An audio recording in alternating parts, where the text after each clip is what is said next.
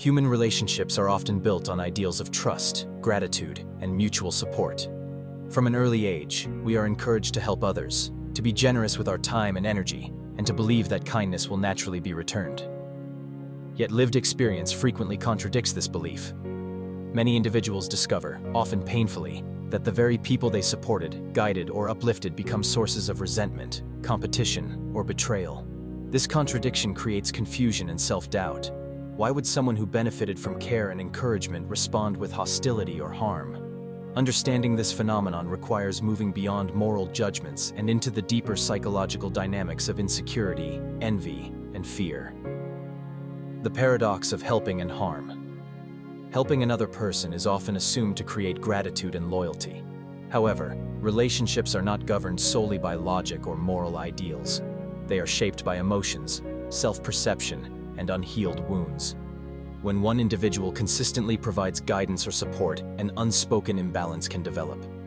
For healthy individuals, this imbalance is temporary and motivating. For insecure individuals, it becomes threatening. The helper unintentionally becomes a mirror, reflecting the other person's dependence, limitations, or unfinished growth. When the person who was helped begins to rise, this dynamic can shift abruptly. Instead of seeing the helper as an ally, they may begin to view them as a benchmark they must surpass or eliminate. What looks like betrayal from the outside is often an internal struggle projected outward.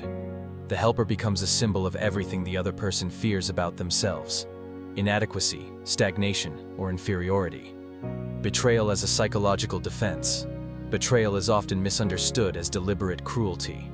In reality, it frequently functions as a defense mechanism. When individuals lack emotional maturity or self-worth, they struggle to process feelings of comparison and inferiority. Rather than confronting these feelings internally, they externalize them. Attacking, undermining, or distancing themselves from the person who triggers these emotions allows them to regain a sense of control. Envy plays a central role in this process. Unlike simple jealousy over possessions, envy is directed toward another person's growth, confidence, or potential. Witnessing someone else's progress can provoke an uncomfortable awareness of one's own inaction or fear. Instead of using this discomfort as motivation, insecure individuals may attempt to diminish the source of comparison. In such cases, betrayal is less about the other person's actions and more about avoiding self-reflection. Fear of being left behind. Another powerful driver of harmful behavior is fear. Growth changes relationship dynamics. When one person evolves while another remains stagnant, the shared identity that once bonded them begins to dissolve. For those who define their self-worth through proximity or comparison, this change feels like abandonment, even if no abandonment has occurred. This fear can manifest as criticism, withdrawal, or subtle hostility. What appears to be resentment is often panic about becoming irrelevant, invisible, or forgotten. Rather than addressing this fear honestly, some individuals attempt to sabotage the growth they perceive as a threat. In doing so, they reveal not malice, but emotional immaturity. Insecurity and projection. Insecurity is a silent but destructive force in relationships. It distorts perception and encourages projection, where individuals attribute their own weaknesses to others. A person who doubts their competence may accuse others of arrogance. Someone who fears failure may criticize ambition. In relationships marked by unequal growth, projection becomes especially intense. Those who feel insecure often seek to restore balance not by improving themselves, but by pulling others down. This can take many forms, from open criticism to subtle manipulation. The goal is not necessarily to harm, but to reduce the emotional discomfort caused by comparison. Understanding this mechanism is crucial because it shifts the narrative from self-blame to clarity. Recognizing unhealthy patterns. Early. One of the most valuable skills in preserving emotional well-being is the ability to recognize draining or exploitative relationships early. Not all harmful behavior is obvious. Some of the most damaging dynamics develop quietly, disguised as friendship or concern. A common pattern is conditional presence. When someone is consistently available only when they need support, advice, or resources, the relationship lacks reciprocity. Another warning sign is discomfort with success. Genuine supporters celebrate achievements without reservation, while insecure individuals minimize or ignore them. Gossip and inconsistency further reveal instability. People who cannot maintain respect or emotional reliability are unlikely to offer genuine loyalty. Equally important is paying attention to one's own emotional state. Relationships that consistently leave a person feeling exhausted, anxious, or diminished are rarely healthy. Emotional responses often signal truths that words conceal. The subtle nature of betrayal. Not all betrayal is dramatic. In fact, the most corrosive forms are often subtle and difficult to confront. Passive-aggressive remarks, emotional manipulation, and the quiet undermining of confidence can erode self-esteem over time. These behaviors allow the perpetrator to maintain plausible deniability while exerting psychological control.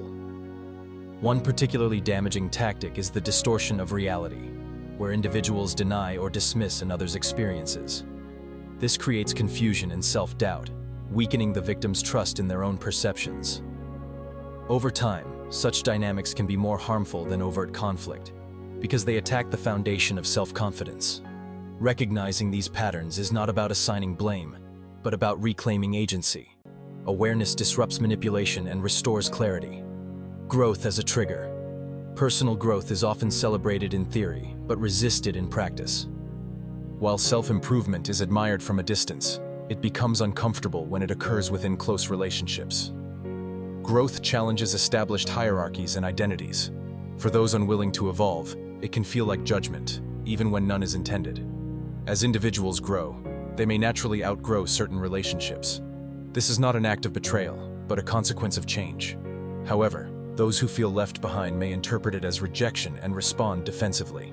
Understanding this dynamic allows growth to continue without guilt. Progress does not require permission, nor does it demand justification. Boundaries as self-respect. Protecting oneself from emotional harm does not require abandoning kindness. It requires boundaries. Boundaries clarify what behavior is acceptable and what is not. They serve as guidelines for interaction, preserving mental and emotional energy. Establishing boundaries may involve limiting access, reducing emotional disclosure, or stepping back from relationships that consistently undermine well-being. Contrary to common belief, boundaries do not signify coldness. They signify self-respect. They allow compassion to coexist with self-preservation. Choosing the right circle. Human beings are profoundly influenced by their social environment. The people one surrounds oneself with shape beliefs, confidence, and resilience. A supportive circle encourages growth, celebrates progress, and offers constructive feedback. A toxic circle fosters doubt, competition, and stagnation. Choosing relationships intentionally is an act of responsibility, not selfishness. Not everyone who enters one's life deserves permanent access. As growth occurs, reassessment becomes necessary. Letting go of draining relationships creates space for healthier connections to form. Wisdom beyond kindness. Society often glorifies selflessness without teaching discernment. As a result, many individuals learn the value of kindness, but not the importance of wisdom. Yet kindness without awareness can become self-sacrifice to the point of harm. Life experience teaches what formal education often neglects: that generosity must be balanced with judgment. People treat others not only based on what they receive, but on what is tolerated. Allowing disrespect teaches others that boundaries are negotiable. Wisdom lies in recognizing that one can care deeply while still refusing mistreatment. Conclusion: strength through understanding. The experience of being hurt by those we help is deeply painful, but it is also profoundly instructive. It reveals truths about human psychology, emotional maturity, and the necessity of boundaries. Betrayal in these contexts is rarely a reflection of wrongdoing by the helper. More often, it exposes unresolved insecurity, envy, and fear in the other person. Understanding this reality liberates individuals from self-blame and allows them to grow with clarity rather than bitterness. Protecting one's peace does not diminish kindness.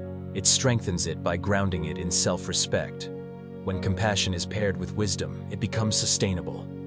Ultimately, kindness is a gift, but discernment is the safeguard that ensures it does not become a liability. By learning to recognize unhealthy dynamics, setting firm boundaries, and choosing relationships wisely, individuals can continue to grow without guilt or apology. In doing so, they honor both their humanity and their future. Thank you for watching the video. Please like, share, and subscribe. Thank you.